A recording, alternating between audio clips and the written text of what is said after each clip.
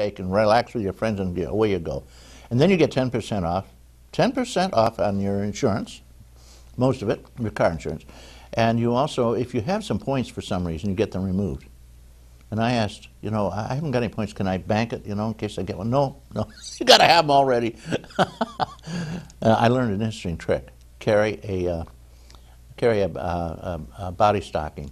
Yeah, you know, those pantyhose. And keep it in your trunk and tell your wife beforehand what you've got it there for.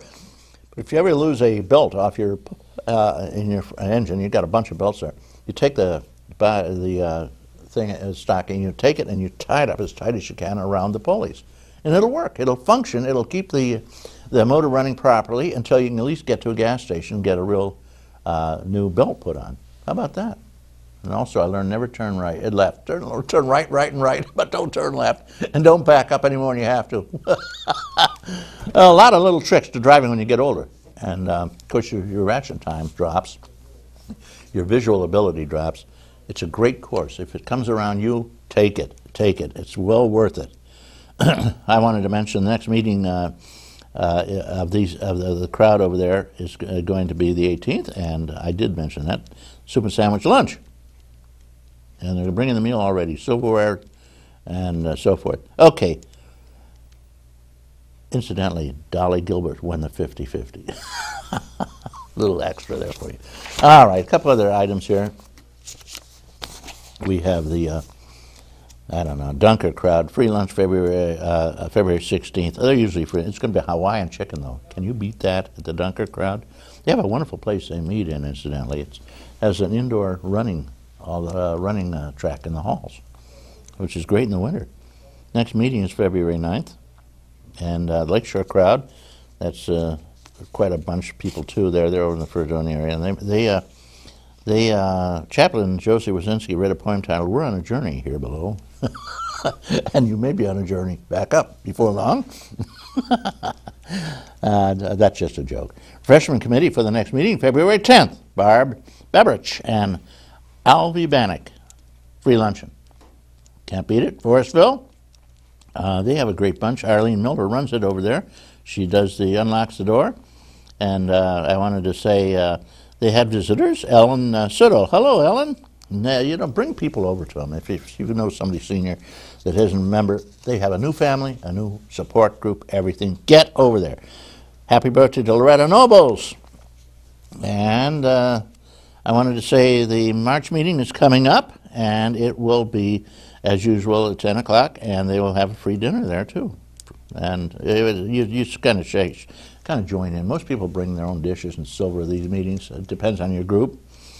Next meeting is March 1st over there, okay? And Sharon Care Seniors, President is Dorothy Janzak, and I'm sure you guys all know over there in the Dunker Fredonia area, they get together, and they voted to renew three-year terms for the following board members: Charles Mancuso, Carolyn Legreasy, and Mamie Joy and Margaret Larson. And installation will be taking place at the annual banquet, which is coming up in the spring. There will be a spring. They're going to have a spring fling party April 24th, incidentally. It's a lot of fun. They do it at the Fredonia Beaver Club. It's an annual thing. It's great, a lot of fun. Everybody gets a wonderful time. They play cards before and after. They play bingo. All groups play bingo afterwards. All right. Anybody in the county can join most of these clubs, incidentally. Silver Creek Seniors, I got to mention them. They have a beautiful clubhouse down on Route 5 where it meets Route 20, and they meet there regularly, and it's every couple of weeks, and they all have a wonderful time. They wanted to say that the whole Parker drawing was won by Iva McLenathan. Sounds funny, the whole Parker. That's a funeral home, believe it or not. They're going to have, let's see, their next meeting coming up will be on February 8th, and then March 8th is coming on again. They meet at the American Legion Hall in Cassadaga usually. All right, here we go. I got enough here. I got more. Okay, they tell me it's too late. News is over. I've taken too long on the news, they say. Well, there's a lot more news. All right, so the heck with it. Keep sending your news in. We give you everybody who calls or sends their news to us. Remember, our number is easy to find. It's 753-JACK. Call in any time during the program, and I'll give you some nice gifts. I'll tell you more about that. In the meantime, I got a public service announcement for you, and we'll be right along with the geezer, and he shoots from the hip. You're on, Mort, in a minute. Are you ready? Yes. The unveiling. Oh. Fantastic. Oh, look at you. You look. Ooh. You almost look like a model, I swear. I never say this to anyone, but it's perfect. Today, people seem to care a lot more about how good they look than how well they see. And that's a big mistake, because an eye doctor can see things you can't, like the first signs of glaucoma and other serious health conditions like diabetes and high blood pressure, conditions you want to know about sooner, not later. For men and women over 40, it might be wise to look into your eyes to see better and be better. For more information, visit checkyearly.com. A message from the Vision Council of America and AARP. Okay, there you go. We have with us Mort Flexer. He's the geezer. He has something to say about the Tea Party. Mort, you're on. Thank you, Reed. Good morning, Ron. Good morning, Dave. And good morning, ladies and gentlemen. Politics seem to have gone unchanged in this country for so many years. It's strange to see there's a new name out there. Really new. They started about 2 years ago, and of course I'm referring to the Tea Party. But I don't know if you've been following them. They seem to be difficult to understand. They don't have any formal program yet. So something they're struggling to develop, I guess. But I don't know. Somehow or other, I guess I always felt we would do better with a third party that really stood for something or was getting somewhere. But the Tea Party has no formal position as to where they stand. They have, they've developed a charter, of course. They're legally recognized.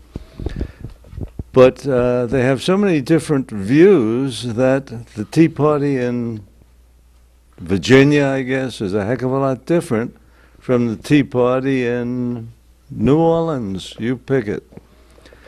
But in any event, it's interesting to watch. They've gotten some big-time politicians, most of whom have run away. But Sarah Palin will be speaking on TV for them sometime today. And maybe we'll learn a little bit more about what they really stand for and what where they're really going. Personally, I'm a pessimist. I don't have much optimism about their getting anywhere. They're just too unorganized to really develop.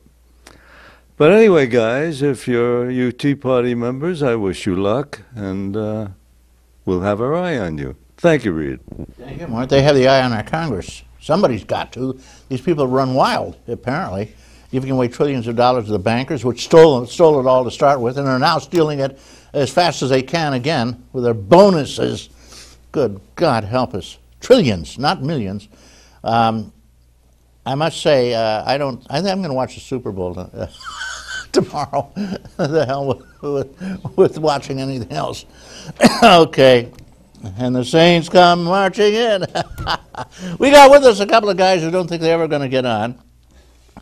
We got Dave Himelein, and we've got Ron Keddie. Now, Ron Keddie is a renowned, statewide, known trainer of firemen. Firefighters, I should use. I'm an old guy, though. I keep saying firemen anyway. They all, That includes firewomen, firemen. Firefighters would be a good term. Right, I know. Politically correct. After a certain age, you don't care.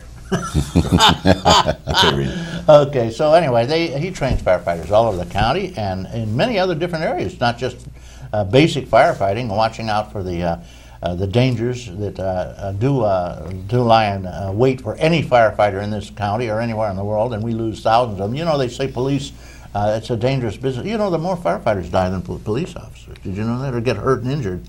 It's terrible. But at any rate, all over this county, most of the firefighters are volunteers. They don't get paid anything, and sometimes it costs them money. Believe it or not, I'm an old timer.